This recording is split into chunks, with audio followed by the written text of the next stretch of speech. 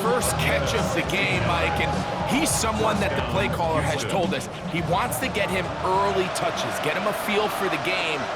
A nice job there making that happen. On the handoff, this is Chubb. He'll work his way forward for about 3 yards. That's the former #1 overall pick, Trayvon Walker, there to make the stop. Brings up 2nd and 7.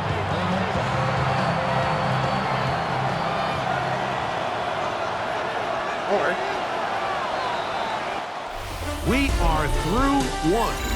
It's the Jaguars on top. We'll have more from Jacksonville after this.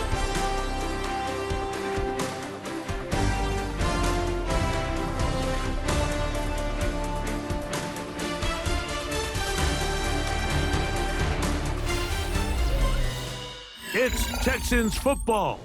Quarter number 2 begins. They've got it 2nd down and 7.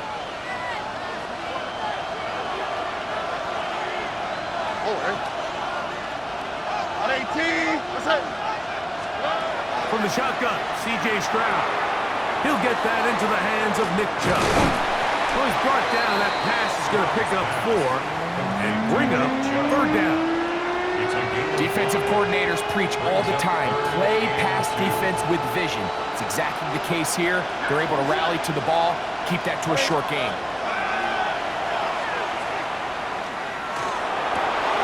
That one on target with Kirk. They've got it.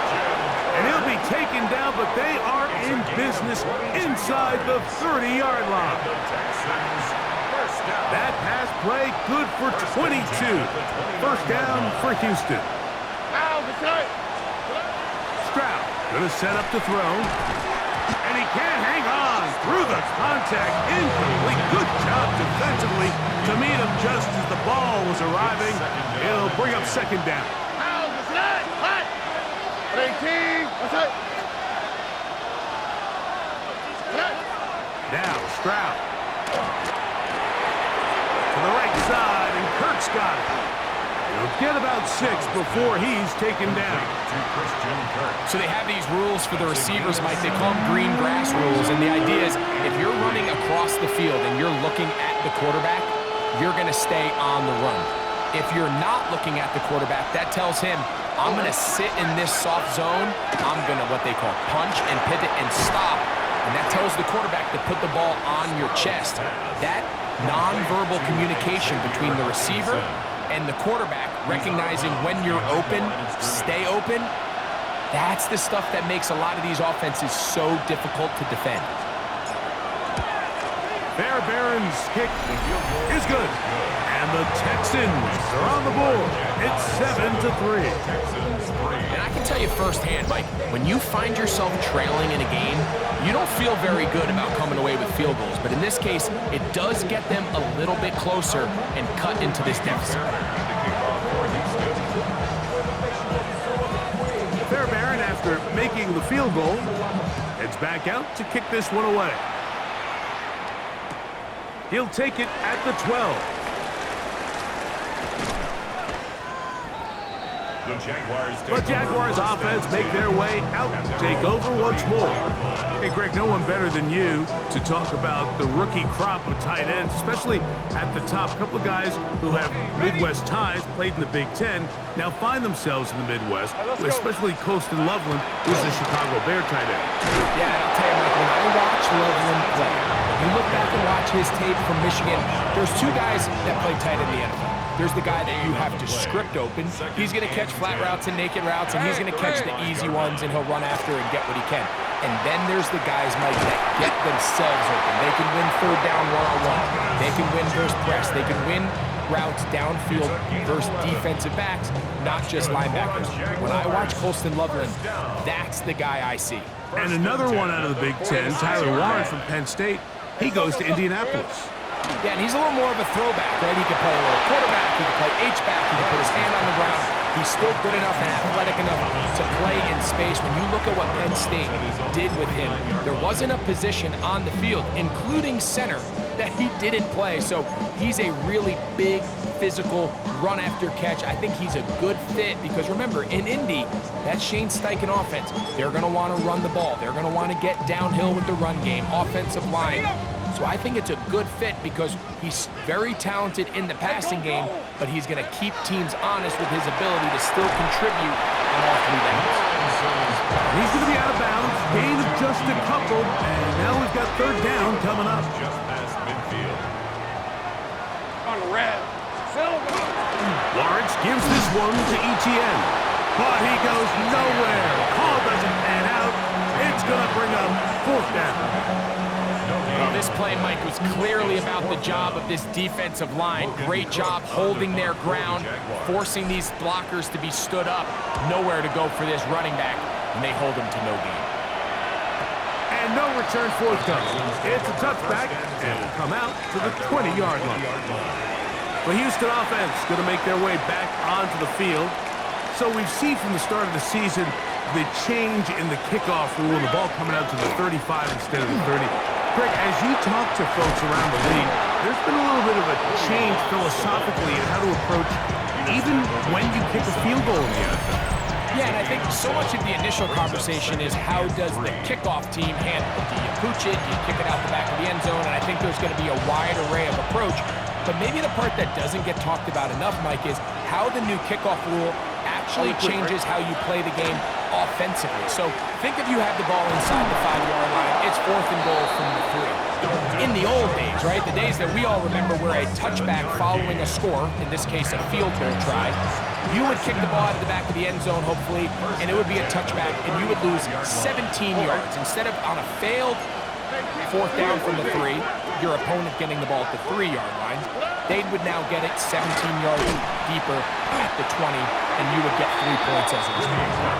Now, all of a sudden, if you do settle for that field goal, the chances of my opponent now possessing the ball following the kickoff outside of the 30, I lose significant field position. So the idea is, I'm going to go for more touchdowns inside the 5. I'm going to go for more 4th and goal situations, because even if I fail, I would much rather defend my opponent when they're inside their own 5-yard line than outside of their own 30-yard line, because the difference in 3 points over the course is not worth the field position. And the play callers in the NFL are a lot like the people who play the video game. Let's go for it on 4th down. We're seeing it more, and it adds to the excitement of the NFL in 2025. Here's Tommy Townsend now, as he's on to punt for the 2nd time.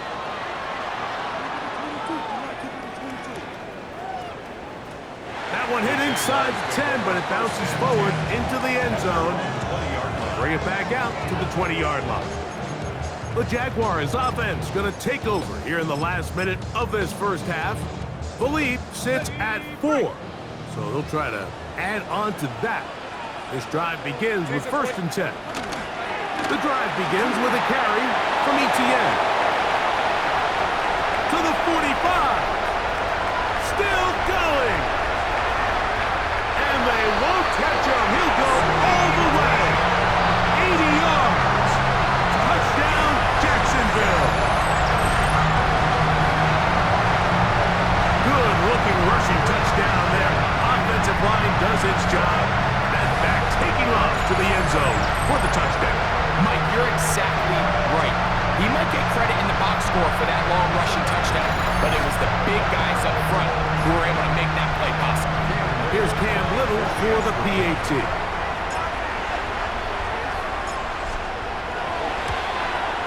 He's got it. And the Jaguars extend their advantage to 14-3.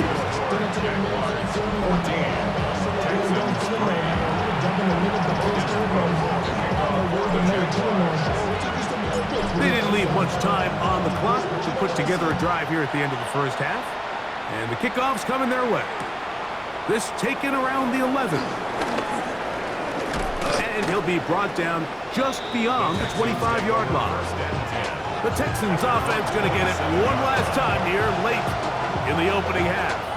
They trail now 14-3, so an 11-point deficit as they start things out with 1st and 10. The ball comes out. The Jaguars think they have it, and they do. In the pocket, looking to throw the ball, but the defense was looking right at the ball. They knock it away and come up with the turnover.